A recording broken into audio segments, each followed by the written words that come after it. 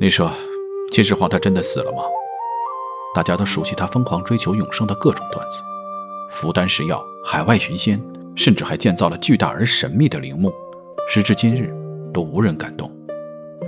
那麼您難道就沒有发现，這些傳聞全部指向了一個終極的目標——修仙？對，想得到長生唯一的辦法就是成仙。那麼他是否早已白日飞升？或許那深邃的秦陵地宮下根本就没有他的屍骨呢？今天咱們來點不一樣的，徹底砸碎嚴謹的正史枷鎖，純以神秘學的角度天馬行空的胡說八道一番，看看最終能挖出一個什麼令人毛骨悚然的顛覆性答案。众所周知，秦始皇死在第5次东巡的途中，大秦帝國隨後2世而亡。讓我們把大秦的政治兴衰先放一邊，用傳統的修仙理論去重新解釋一下秦始皇的一生，您就會發現一個讓人頭皮發麻的假說。或許秦始皇根本就沒有死，甚至是不生不死，而秦陵乃至整個大秦帝國的兴衰都與他羽化登仙有着極其密切的聯繫。那麼要了解這個假說，咱們就必須從修仙的基礎理論開始，一步步拆解秦始皇那些瘋狂而荒誕的行為。在道家的內丹學派中，修行突破凡人之軀必備的4個核心條件：法、財、履、地。普通的修仙者窮極一生都在為這4樣東西奔波，而始皇坐擁天下，想得到這些，那簡直是輕而易舉。所謂地，道家講究洞天福地，秦始皇掃平6國，華夏的地脈疆域盡收囊中，這就讓他有了對版圖內一切山川河流、地形地貌處置的權力和能力。《史記·秦始皇本紀》記載，他決通川防，移去險阻。表面上看是拆除6國的防禦，修築馳道，實際上是夷平阻礙，打通地脈，讓天下氣運盡歸咸陽。所謂財，修仙要煉丹，鑄造法器，這些天財地寶離不開財力的支持，而他坐擁天下，財富對他來說根本就是個偽命題。他曾經收繳天下兵器，銷毀後鑄成12尊巨型金人，這12金人難道是彰顯他權力的紀念碑嗎？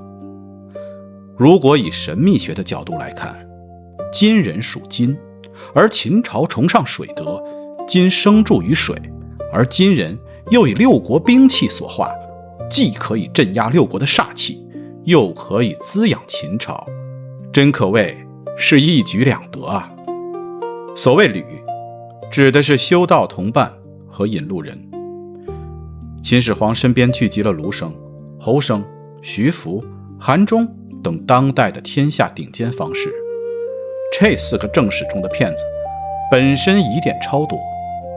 試問，一個在爾虞我詐的戰國時代，能輕鬆橫掃6國的千古一帝，以他的智商，怎麼可能輕易上當？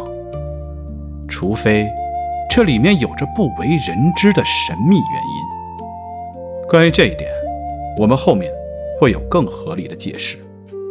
有了众多的方式追隨，就相當於建立了一個全天下規模最大的修真宗門，而秦始皇就是這個宗門唯一的核心宗主。所謂法，我們一直認為秦始皇焚書坑儒是為了鉗制思想，但是《史記》裡明確記載了醫藥、卜筮、種樹之書不在銷毀之列，他銷毀了政治、歷史類書籍，卻唯獨允許各類涉及方術、丹道甚至長生功法的典籍留存世間。醫藥、卜筮，這不就是我們今天說的山、医、命、相、卜傳統武術嗎？坑殺所謂的儒生，實則多為方式。如果帶上一點點陰謀論的味道來看，那被坑殺的460多人極有可能是為了防止核心機密的外泄而採取的滅口行為。這群人不是騙子，反而是他們知道的太多了。秦始皇36年，作為帝王的嬴政气數將盡。此時傳說他曾收到3道諭示。第一道，熒惑守心，即一種罕見的天象，也就是火星停留在了天蠍座位置。這在古代的星象學中是吉凶之兆。第二道，天上星辰墜落东郡，也就是陨石墜落，並且陨石上還刻着始皇帝死而地分。官方史学認為這是6國反對者所為。雖說字可以人為的刻上去，可這實實在在的陨石墜落卻是人力所無法企及的。這第3道諭示最為神秘。據說在華陰道上，有神秘人將秦始皇8年前祭祀水神而丟入河中的玉璧帶給了使者，並留下了一句今年祖龍死。這或許就是神靈退避，因果斷絕。就連凡間的水神也感受到他气數將盡，不敢再接受他的供奉，於是退還了信物。祖龍死這3個字清楚地表明秦始皇這位千古一帝的最終命運。這3則預告明確了一個問題，那就是作為人間的帝王，秦始皇的命運生死是和龍脈气運、朝代興亡密切綁定的。毫無疑問，如果想長生不老、羽化成仙，就必須擺脫帝王的枷鎖，斬斷自身與國運興衰的聯繫，或許才能成功。帝王的身份雖然帶給了他絕對的法、財、履、地，但是也成為了他成仙得到的終極枷鎖。葛洪曾在《抱朴子》中肯定了他求仙的誠意和決心，但也指出了帝王身份的 bug。公親萬機，勞神苦行，而且生活奢淫，多行殺伐，與道相反，並且提出他身邊缺乏真正可以帶他體悟大道、傳授真訣的正道良師，因此認為他是個求仙的失敗者。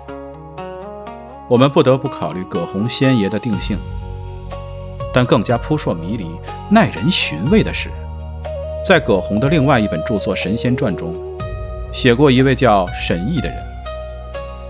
在他行善積德感動上天後，仙界派遣仙官迎接，其中駕馭着白虎車的送迎使者，他竟然是徐福。難道仙爺一不小心說漏了嘴？雖然他們求仙的技術不高級，卻最終也能位列仙班。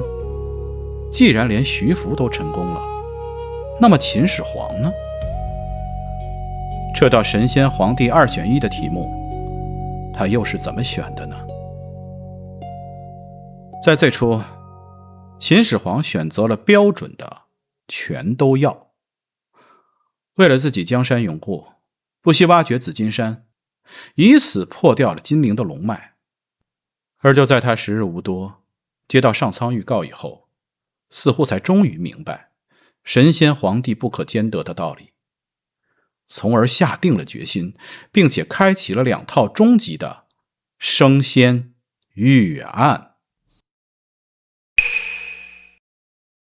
這第1套方案就不得不細說一下前面所提到的幾位被詬病的方士了。這些方士面對秦始皇，他們其中2位全身而退，而另外2位據說早已位列仙班。我們基於正史的認知，大致上是這樣的：徐福與韓忠率先登場，於公元前219年在山東得到了秦始皇的第一次接見，並聽信了他海上有蓬萊神山的鬼話，便大手一揮，拨給了他數千的童男童女和無數物資。與此同時，另一位方士韓忠也接到了絕密任務，被派去另一個方向求取仙藥。結果這兩位大爺一走就是好幾年，打着海外調研的旗號，在外面帶薪度假，瘋狂摸魚。秦始皇眼巴巴地在家等着消息，卻音訊全無。這時3號種子盧生進場了，他深諳畫大餅的精髓，藥沒帶來，卻給秦始皇送上了一本神秘的預言書，上面寫着亡秦者胡也。秦始皇一聽大驚失色，立即派遣蒙恬帶30萬大軍去北方修築長城，北擊匈奴。盧生憑借這個驚天的大餅，瞬間成了皇帝身邊最紅的首席顧問。到了第3年，項目終於該兌現了，仙藥卻連個影子都沒有。盧生知道要穿幫，趕緊拉上同在咸陽負責研發的方士4號種子侯生，2人一合計，如果交不出成果，那就是死路一條。於是這2位在逃跑前聯手在背後把秦始皇結結實實地臭罵了一頓，隨後捲款跑路，人間蒸發。秦始皇血壓直接飆升，一怒之下把咸陽城裡460多名方士和儒生全部活埋。這就是歷史上的坑儒。這時候徐福得知了咸陽的情況，仗着自己艺高人膽大，趕在秦始皇臨終前玩了一把刀口舔血的絕活。在秦始皇第5次東巡的時候，直接來山東找他，他卻跟秦始皇開始胡扯。仙藥可以拿到，但海裡有巨大的礁魚攔路，得加強火力啊。秦始皇也是病急亂投医，竟然親自提着連弩去海邊射死了一條大魚，並且再次追加了巨額的資助。徐福帶着滿船的物資、工匠和種子，第2次出海，這一去便是一去不返。之後，在沙丘那輛東巡的馬車裡，只有一具腐爛發臭的屍體。現在我們換個思路，假設荒誕的情景或許並不是一場騙局呢？先說盧生帶回来的路途書所記錄的亡秦者胡也，在我們現在的上帝視角看来，滅亡大秦的並不是匈奴之胡，而是字面意義的胡亥之胡。如果盧生是純騙子的話，那麼這則精準的預言又作何解釋呢？說起来，長生不老藥真的存在嗎？答案是存在。跑路的韓忠在道教典籍《列仙傳》中明確記載，韓忠為王採藥，王不肯服，終自服之，遂得仙也。秦始皇身為帝王，不能輕易以身試藥，韓忠當着秦始皇的面把藥吞了，當場原地飞升。他用肉身幫老板驗證了仙藥完全行得通，這或許就是秦始皇對成仙深信不疑的重要原因之一。那麼既然药是真的，盧生和侯生為什麼要痛罵秦始皇，然後潛逃引發焚書坑儒呢？因為當時一切準備就緒，他倆作為核心成員知道的秘密太多，早就有被灭口的危險，所以他倆联手出逃，並散播求仙失敗、皇帝發瘋的假象。秦始皇則順水推舟，活埋了咸陽460多人，用這場殘酷的滅口清洗，阻斷了核心機密的外泄。世間唯一知道真相的，恐怕就只有他2人了。那動靜最大的徐福呢？他第2次出海，帶走了3000童男童女和百工巧匠，真的是去享清福嗎？不，其實那艘东渡的大船上坐着的可不僅僅是徐福，還有秦始皇本人。當最初嘗試帝王神仙全都要的時候，第1次派遣徐福出海，是為了建立在海外不受华夏龍脈干擾的臨時修仙聖地作為備用。這個聖地的作用是徹底地隔絕他帝王之氣與華夏龍脈的連接，從而避免與大秦的氣數一同將盡的命運。當他無論是破壞龍脈還是服用丹藥，既無法保住大秦，也無法成就自己的时候，他在凡間的肉身似乎也到了極限。這才讓他了解到二者根本就不可兼得。於是他按照早就與徐福安排好的方案，相會於山東，由秦始皇親自提弩射殺鮫魚，利用鮫魚的靈氣斬斷神州龍脈對他的最後束縛。隨後秦始皇便由徐福跟隨，帶着全天下最頂尖的工匠和技術，正式東出大海，不知所蹤。幾個月後，在沙丘的馬車裡，可能根本就沒有人，反而是李斯需要使用鮑魚的味道來偽造屍體腐爛的假象，從而把水攪浑，讓一切看起來更加的撲朔迷離。